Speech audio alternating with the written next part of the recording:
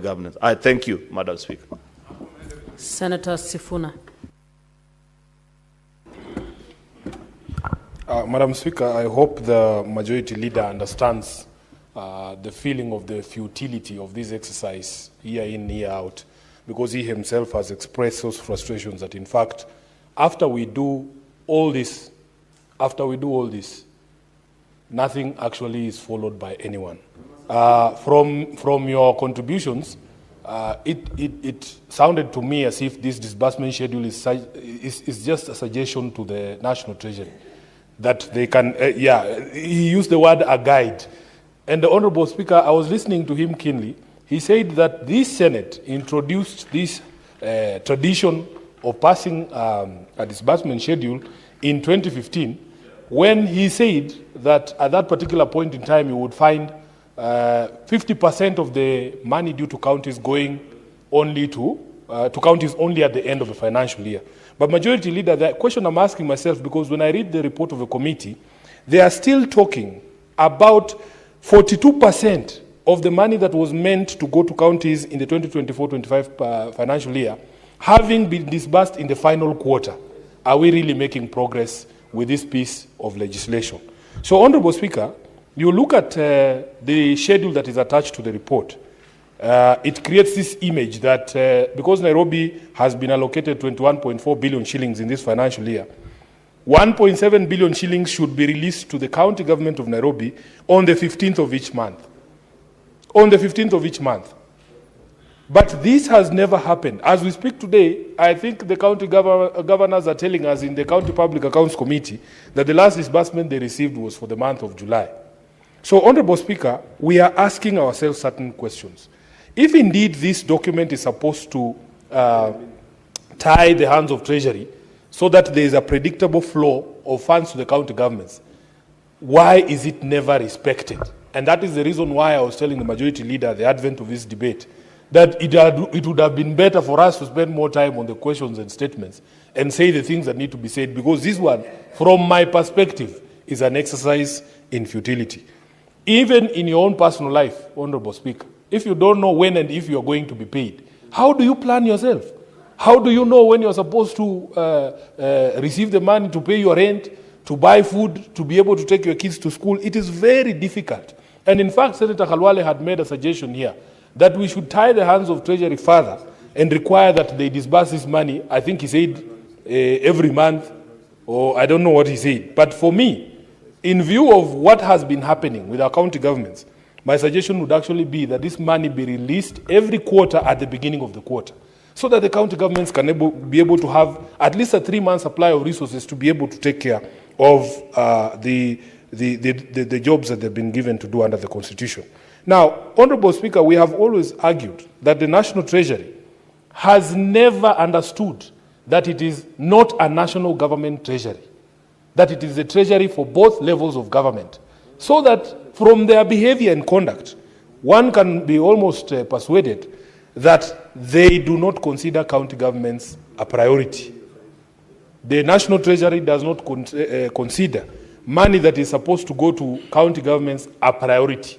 So they will do other things. And because we live in this country, Honorable Speaker, we can see where the other money is going. You know, 3/4 of the budget is retained by the national government, and we can see where the money is going.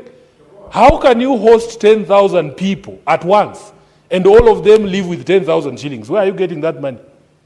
Where are you getting that money? If a governor were to pull such a stunt, the EACC would be in his office tomorrow. But we are seeing it. Every single time, huge delegations being hosted and being given money. So, Honorable Speaker, if we were to starve the national government of that money and give these counties the same, Honorable Speaker, we would do better. There was a claim here, I don't remember which financial year it was. People made a lot of noise, saying, oh, for the first time, counties are up to date. This is this new administration. What happened to that? What happened to that? Where are we with that? Because it was not true. It was simply not true. So therefore, Speaker, we are not saying that we do not have problems in the county governments. I myself, as a senator of Nairobi, when the committee report on the public accounts was brought here, you saw that Nairobi has the largest fiduciary risk. You saw that we have the highest spending bills of over 100 billion shillings. Honorable Speaker, We have staff here who have not been paid for months. And all of them, they come to my office all the time. They say, oh, we have not received this, we have not received that. MCAs are on our necks as senators here. There are no capital projects in their wards. The ones that were concluded, the roads, Honorable Speaker, the contractors have not been paid. That debt, that pending bill continues to grow. What have we proposed at CPAC to deal with some of these issues? Senator Halwale will be happy to know that the County Public Accounts Committee has proposed two things. First of all, we are going to do a list of shame for 10 counties. 10 counties that have repeatedly violated the public finance management laws and the Constitution. And we had an engagement with the Treasury, CS, John Badi, that we were actually going to recommend stoppage of funds for these 10 specific counties. But then, Honorable Speaker, the paradox is, how will the county government feel the pinch if in the normal course of events, they receive money 3 months later? Because the Constitution gives us, when you stop funds, the Constitution gives you a window of 3 months. You stop funds for 3 months. The governors are telling you, we have not received funds for 3 months anyway. So even if you order stoppage of funds, they will not feel it. But we need National Treasury to cooperate with us so that when we put these mechanisms in place, they actually work. I have heard also the majority leader lament about this opinion polling that ranks various governors and even members of parliament. And at County Public Accounts Committee, we have actually suggested and will be proposing to this House that the best ranking for county government performance can only come from the Senate.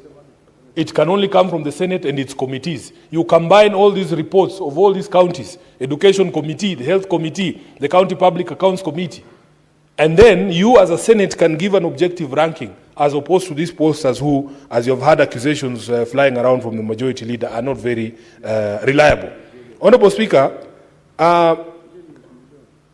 on e-government procurement, I also want to just add my voice to the sentiments that have been expressed by my colleague from Narok, that in fact, that EGP, and I believe there was a court order that stopped the implementation of that EGP, but because this government is not known for respecting court orders, they have chosen to ignore this one as well. We want to advise the National Treasury that nobody has anything against technology. Nobody has anything against deploying technology in procurement. In fact, we believe in its ability to be able to bring greater transparency to some of the happenings. And when majority leader referred to the SHA system, I was just laughing because immediately this government realized that Kenyans are going through every payment on the SHA website. What did they do? They pulled it down. They pulled the system down so that we could not see which hospitals they were paying. So if we do not have a national commitment to fighting this vice, let us not pretend that technology will come in and be the panacea to all these problems that we have been facing.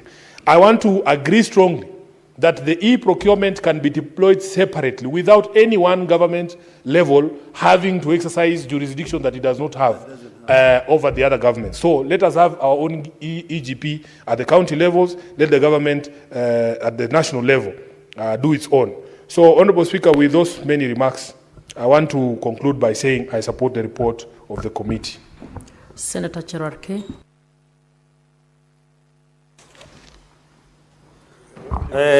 Thank you, Madam Speaker. From the onset, I want to support this motion. I think it's more of ritual or procedural motion. But, Madam Speaker, I want to correct a misconception that was advanced by my neighbor senator on that when we are on dates with